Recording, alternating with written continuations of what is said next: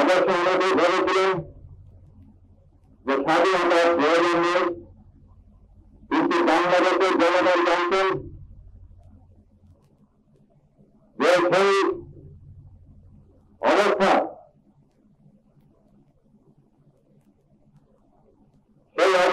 শুধরাতে হলে তা কেবলমাত্র সম্ভব সম্পূর্ণ স্বাধীনতার মাধ্যমে।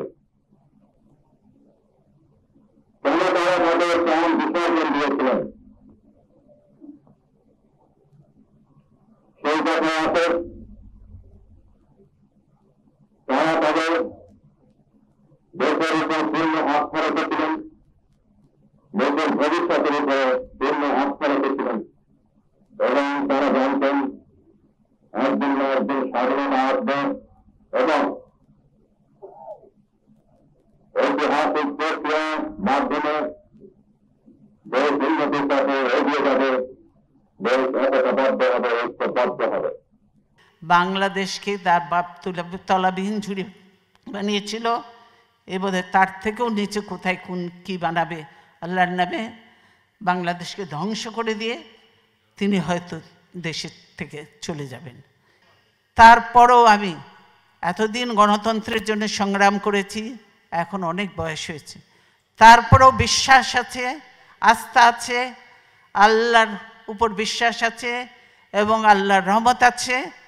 গণতন্ত্র শেষ লড়াই পর্যন্ত আমি চালিয়ে যাব এবং দেশে গণতন্ত্র প্রতিষ্ঠা করে গণতন্ত্র পুনঃপ্রতিষ্ঠা করে ইনশাআল্লাহ। আমাদের ছাত্র ছাত্রীরা জীবন দিয়ে শিখিয়ে দিয়ে গিয়েছে, আমাদের সন্তানেরা জীবন দিয়ে দেখিয়ে দিয়ে গিয়েছে।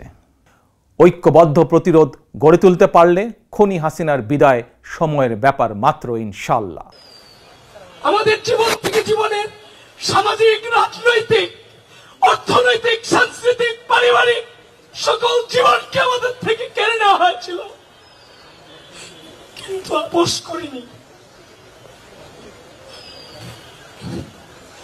একটাই মনোবল ছিল, একদিন আমরা জিতব।